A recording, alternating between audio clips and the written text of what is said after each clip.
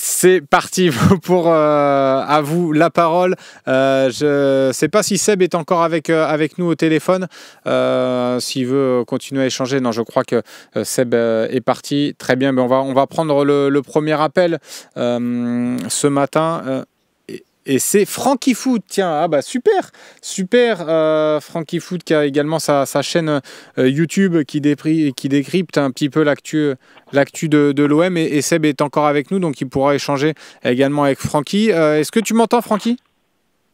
Oui, bonjour Slim, bonjour Seb, bonjour le Phocéen, bonjour au chat, comment allez-vous? Eh ben écoute, ça va très bien. On me parle souvent de toi dans le chat. Faut écouter Francky Foot, c'est toujours intéressant. Donc merci d'avoir appelé déjà ce matin. Un vrai plaisir de t'avoir et de pouvoir échanger avec toi. Tu voulais réagir sur quoi toi ce matin? Alors je voulais réagir un peu sur ce qu'a évoqué Seb juste avant. Alors je pense que tous les supporters de l'OM en ce moment, on est un peu la tête à l'envers, hein, on va pas se mentir. C'est assez compliqué en ce moment de suivre les matchs. Après, on est supporters de l'OM, on espère bien évidemment accrocher ce podium. Il faut vraiment se qualifier en Ligue des Champions. Mais là, quand on voit le niveau actuel, de l'équipe, moi personnellement, je suis très inquiet. Voilà, c'est-à-dire que je suis même pas confiant pour Montpellier, moi personnellement. Je ne suis même pas confiant. Et il y a vraiment un problème aujourd'hui. Il y a vraiment un problème parce qu'en fait c'est un problème de quoi? Le cycle d'un supporter de l'OM. Tu sais, le cycle d'un supporter de l'OM en ce moment, c'est quoi? Le mercato d'été, tout le monde est content, on est là, on est bien, il y a des bonnes recrues et cette année c'est la bonne et ci et là, toujours pareil. Ensuite, il vient quoi? Le mois de janvier, tu te fais éliminer à la Coupe de France, alors que soi-disant c'est un objectif tous les ans, on te sort, on t'élimine. Après c'est quoi? Fin de saison compliqué, un Olympique Lyonnais qui te rattrape alors que tu leur mets plus de 10 points d'avance. Là regarde, ils sont juste derrière toi. Et en fait c'est toujours pareil. C'est toujours pareil. Aujourd'hui, j'entends des personnes qui me disent Francky, si on termine 4e, finalement c'est bien. Non mais où on va? Où on va les gars? Sérieusement. Moi, non, mais si on t'avait dit en début de saison, Francky, si on t'avait dit en début de saison, première année du projet de Zerbi, t'es dans les 4 premiers, après avoir eu la saison catastrophique la saison passée, je pense que tu signais quand même pour être dans les 4 premiers, même si c'était 4e. Non, honnêtement, non. Désolé, hein, mais non, je suis pas d'accord avec ça, Tim. Non, parce que tu as quand même un Roberto De Zerbi qu'on nous dit tous du bien. Tu ramènes 100 Coupes d'Europe, c'est vrai. Ça c'est pour les dirigeants, pour dire la vérité, c'est quelque chose de bien. Tu ramènes du Rabiot, du Højbjerg, du Greenwood.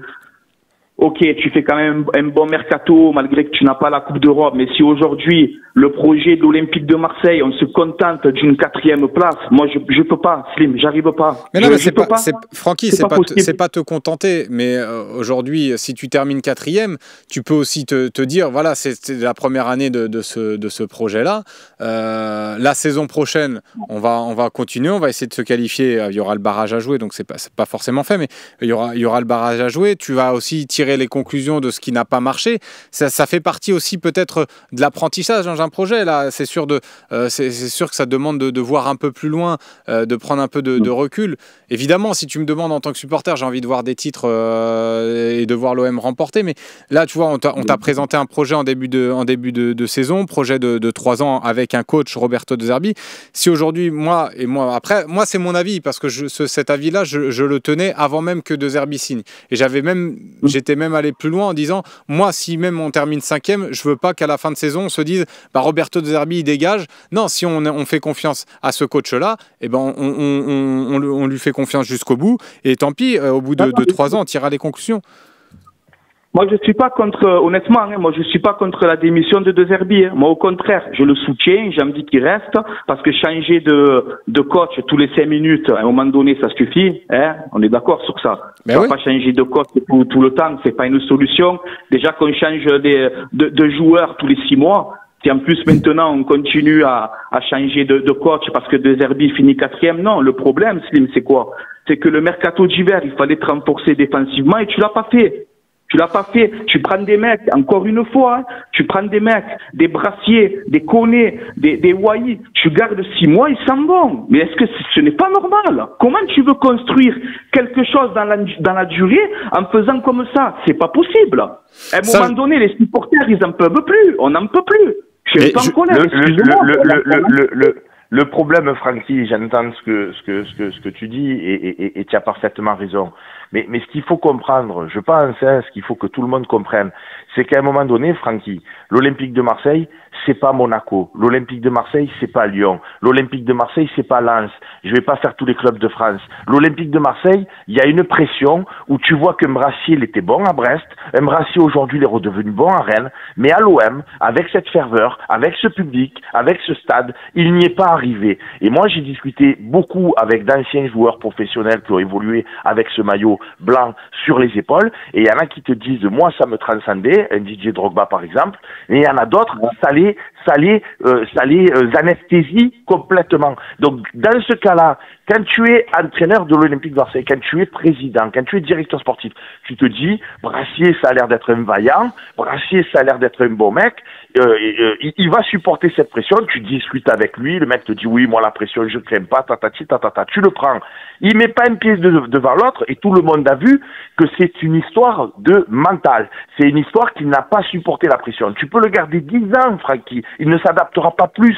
Quand tu ne sais pas supporter la pression, tu ne sais pas supporter la pression. Donc, ils sont obligés de changer. Là où Monaco, Lens, Saint-Etienne, qui tu voudras, les autres clubs, ils peuvent se permettre de laisser du temps parce que les mecs s'adaptent. Nous, c'est une histoire de est-ce que tu sais gérer la pression ou est-ce que tu sais pas. Et tous les anciens m'ont dit, enfin, beaucoup d'anciens, pas tous, mais beaucoup d'anciens m'ont dit, quand tu sais t'imposer à l'Olympique de Marseille, tu peux jouer à Arsenal, tu peux jouer à City, tu peux jouer où tu veux. Si tu as résisté à l'OM, tu peux jouer où tu veux. Et c'est ça notre problématique, et c'est ça notre instabilité chronique. C'est qu'il faut savoir gérer la pression. Eh ben Seb, justement, c'est quoi, tu as raison d'évoquer ce sujet. Regarde aujourd'hui, c'est qui les mecs qui sont bons chez toi? Højbjerg, Rabiot, Roulier.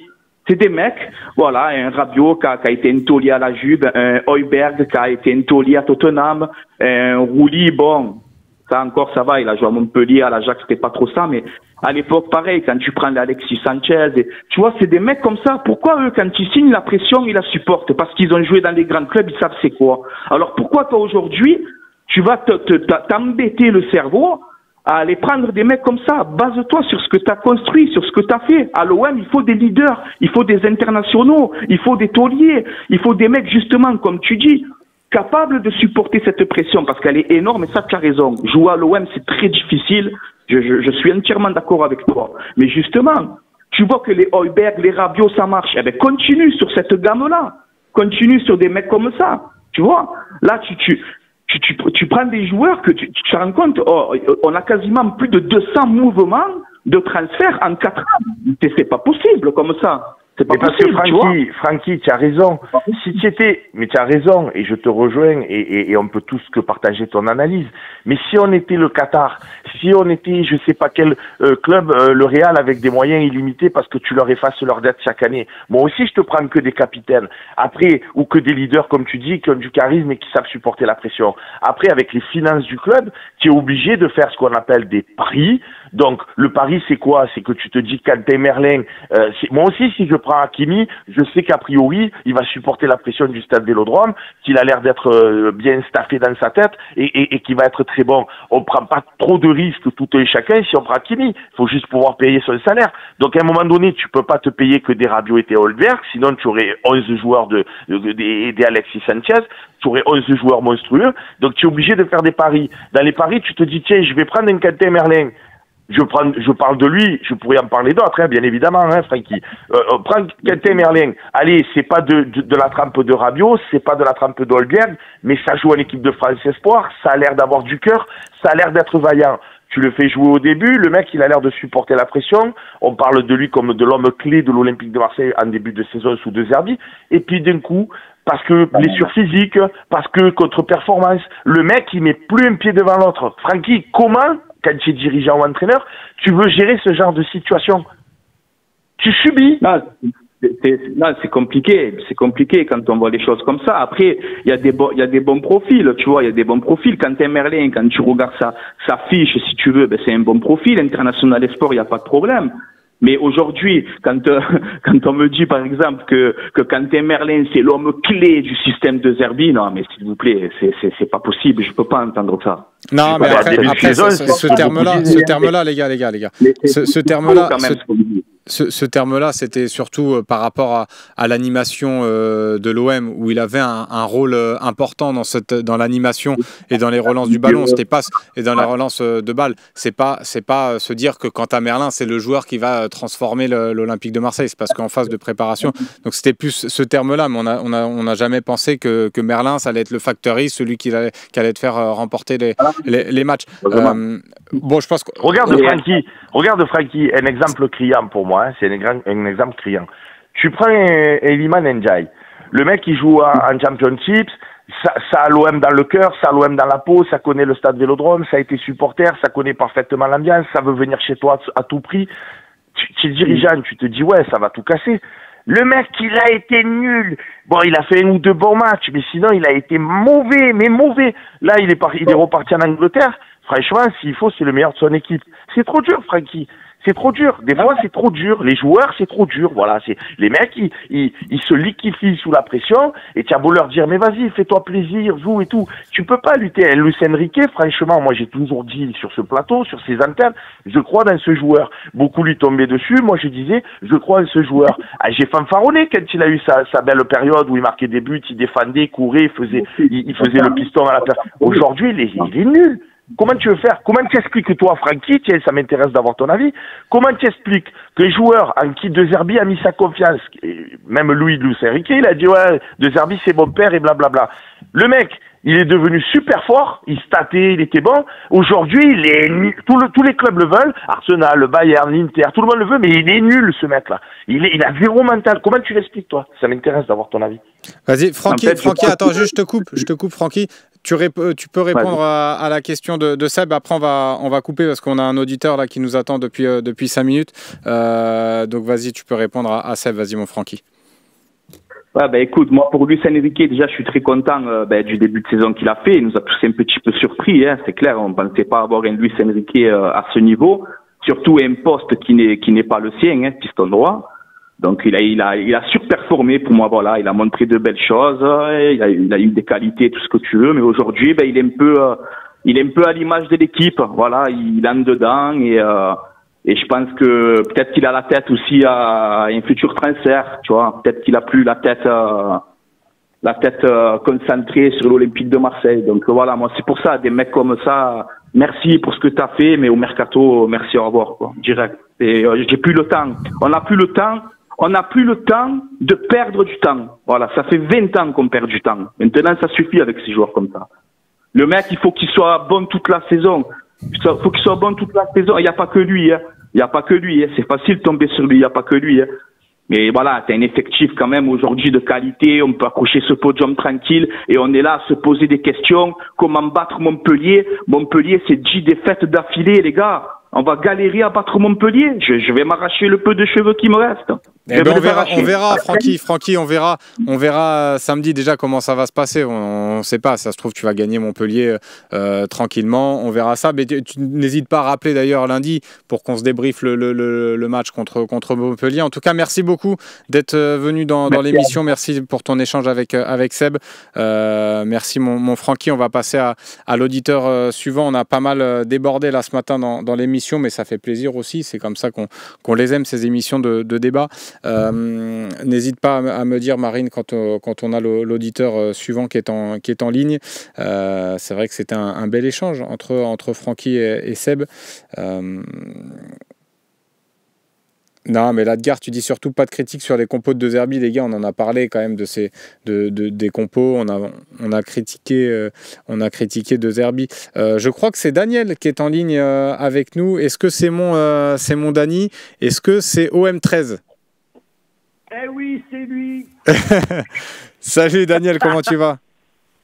Salut Sim, ça peut aller.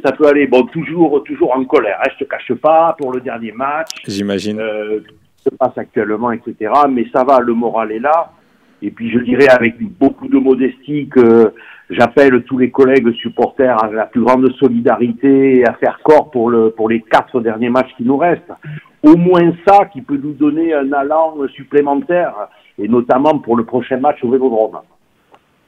Ouais, là, tu vois, par rapport à ce que disait Seb, toi, tu es plutôt d'accord là dans le décryptage qu'il a pu nous faire sur la confiance qu'il a avant d'aborder ce match contre Montpellier. Ces 2 matchs, même, j'ai envie d'englober les 2 matchs, Montpellier et Brest, parce que c'est 2 matchs qui vont jouer au Vélodrome. Toi, tu es plutôt confiant, tu as retrouvé un peu de confiance par rapport à ces 2 modes de rencontre-là? Disons que moi je suis très confiant pour Montpellier et je suis très confiant contre Brest. Je pense que Montpellier on va les balayer. Alors c'est pas un excès d'optimisme, c'est ce que je ressens tout simplement. Je peux me tromper. Par contre j'ai une très grosse interrogation sur le match du Havre, parce que pour moi on risque fort de prendre les 6 points contre les 2 qui viennent là, Brest et Montpellier, Montpellier et Brest. Je pense que on peut pourquoi pas accrocher un nul, même si on est défait à Lille, à la limite, c'est entre guillemets, pourquoi pas prévisible, mais le match qui va être le match de l'année pour l'OM, ça va être qu'est-ce qu'on aura comme résultat au Havre. Voilà. Parce que si on faisait 2 super résultats, plus pourquoi pas un point à Lille, qu'on gagne au Havre, on passe, on est dans les 3. Mais si on fait un nul au Havre ou qu'on se plante au Havre, on passera pas. Et pour moi, le match fondamental, c'est contre le Havre. Parce que Montpellier et Brest, il va y avoir rébellion, et comme de par hasard, on va gagner. Voilà. Mais le Havre, pour moi, c'est fondamental. Ok, moi j'ai plus vraiment le match tournant. Pour moi, ça peut vraiment être. Après, tu vas me dire, il n'y en aura pas vraiment de match tournant parce que ça va être serré, je pense, j'imagine, jusqu'au bout. Mais tu vois, contre Brest, ça peut vraiment être la bascule si tu vois, tu perds ce match-là ou tu fais une contre-performance contre Brest, ça pourrait être compliqué. Oui. Mais comme je te dis, en plus, on part dans des calculs un petit peu, mais d'un week-end à l'autre, en fait, tout peut changer en fonction des résultats des uns et des autres. Donc, c'est très aléatoire. Exactement. Très aléatoire. Par contre, une dernière chose qui n'a rien à voir sur l'aspect des résultats à venir, moi je voulais quand même souligner, parce qu'encore une fois, j'ai toujours de la colère au fond de moi là contre les joueurs, franchement, et aussi contre la direction. Donc je voulais pousser un petit coup de gueule. Bon, ça arrive. Bon. Ouais, mais c'est le coup de gueule de en dehors de toutes les erreurs de recrutement, les erreurs de management, de stratégie sportive, etc., moi, je crois qu'on a beaucoup quand même manqué là dernièrement, mais même pendant l'année, je parle des joueurs, de motivation, d'implication, de simplicité, etc., quoi. Parce que dans l'équipe, moi, je m'aperçois quand on étudie un peu les choses, qu'il y a certains qui se voient un peu à long terme, et ça, c'est pas mal, mais qu'il y en a d'autres pour qui l'OM, c'est un tremplin, quoi. Dans leur tête, c'est un tremplin. Ça, c'est insupportable. C'est insupportable. Et c'est pas parce qu'on est recruté par l'OM pour jouer dans un immense club que pour autant on doit se croire déjà un immense joueur. Et il y en a pour qui j'ai signé à l'OM, ça y est, je suis devenu un grand. D'accord? En dehors même de ceux qui ont des idées d'être recrutés au bout de 6 mois. Voilà. Et puis, messieurs de la direction, Francky, Pablo et Mehdi, qu'est-ce qui se passe quand on est au Vélodrome? Je le dis pour tous les collègues supporters qui vont pas forcément au Vélodrome. Moi, j'y vais 2 heures avant, je rentre parce que je revois des collègues et tout dans les tribunes, on se parle et tout, c'est sympa. 1h30 avant le début du match, ça c'est terrible ce qui se passe. Qu'est-ce qui se passe, Slim? Tu vois la direction qui fait descendre les joueurs des bus, et au lieu d'aller direct dans les vestiaires, ils descendent les joueurs de la tribune présidentielle, comme des stars d'Hollywood. On n'est plus au Vélodrome, on est au Festival de Cannes. Mais où est la simplicité? Où est la motivation quand on voit ça sur écran géant? Dany, je pense qu'ils avaient fait ça justement pour que c'est nouveau, ils le font depuis cette année pour qu'ils se rendent compte un petit peu de l'ambiance. Je crois que ça avait commencé ça contre le PSG. Mais je ne peux pas être d'accord avec ça. Pardon, ça leur monte à la tête. C'est des joueurs. Les joueurs, ils ont entre 19 et 25 ans. C'est des jeunes joueurs. Comment tu veux? C'est plus des têtes qu'ils ont. C'est plus des melons, c'est des montgolfières. sans compter tout ce qu'il y a autour, les agents, les bruits de couloir, les bruits de transfert et tout. Mais attends, mais c'est pas des stars d'Hollywood, les gars. Faut arrêter. Ouais, mais après, c'est comme, tu vois, les joueurs, les jeunes qui accueillent les joueurs à l'arrivée des bus, tu vois, je suis pas sûr que ça a un impact, honnêtement, sur leur prestation. Non, c'est pas admissible, des choses comme ça. Tu verrais pas ça au Bayern de Munich, tu verrais pas ça dans les grands clubs européens, c'est pas vrai. On les met dans du coton, et j'espère, je vais terminer là-dessus, je veux pas monopoliser, j'espère que cette semaine, il y a eu du temps qui a été consacré au recentrage sur les choses essentielles, c'est-à-dire sur la motivation. Il nous reste 4 matchs. 4 matchs. Sinon, 5 et 3 au Vélodrome.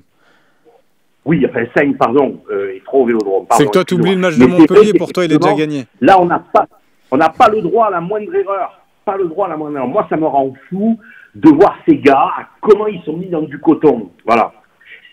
Alors, je ne vais pas jouer le vieux parce que j'ai la soixantaine et que j'ai connu l'ère tapis, mais jamais sous tapis ça se serait passé comme ça. Jamais. Jamais de la vie. Alors, Longoria, ouvre-la un petit peu, mais pas forcément que, s'il te plaît, derrière les micros. Rentre dans le vestiaire avec Benatia et faites-moi le ménage là-dedans dans vos discours de motivation. Voilà, maintenant, je ne prends pas plus de temps. Écoute, ton coup de gueule est passé, mon Dany. Merci d'avoir pris le temps d'appeler. On a joué la prolongation un petit peu là dans cette émission, donc on a un petit peu débordé. On va un petit peu peut-être squeezer le temps additionnel. Je sais pas ce que tu en penses, Seb. Dis-moi si tu es encore au téléphone. Ah, c'est pas une obligation. Le temps additionnel, c'est pour faire plaisir aux copains qui nous soutiennent et qui sont abonnés. Mais après, je veux dire, en fait, ils perdent rien quand on fait une émission. Eux, ils ont tout. Après, de temps en temps, on fait des bouts d'émissions un peu privatives pour eux, pour les remercier de leur soutien. Bien sûr. Mais quand ça y est pas, ouais, ça me ferme pas là-dedans non plus, quoi, voilà. Très bien, mais en tout cas, merci Seb de m'avoir accompagné dans cette émission. Merci pour ton décryptage. Merci pour tes échanges aussi avec Francky. C'était vraiment agréable de vous écouter et ça fait du débat. Donc c'est ce qui fait aussi le sel de nos émissions. On se retrouve demain sur l'OM au Café à 11h. Je serai là à nouveau, petit quiz. Donc préparez-vous parce que ça sera le dernier OM au Café, mon dernier OM au Café de la semaine. Donc le petit quiz avant ce match contre Montpellier et puis le soir, talk show à 18h. En attendant, restez connectés sur le phocéen.fr pour toute l'actu sur l'Olympique de Marseille. Et puis surtout, prenez soin de vous. Ciao, ciao.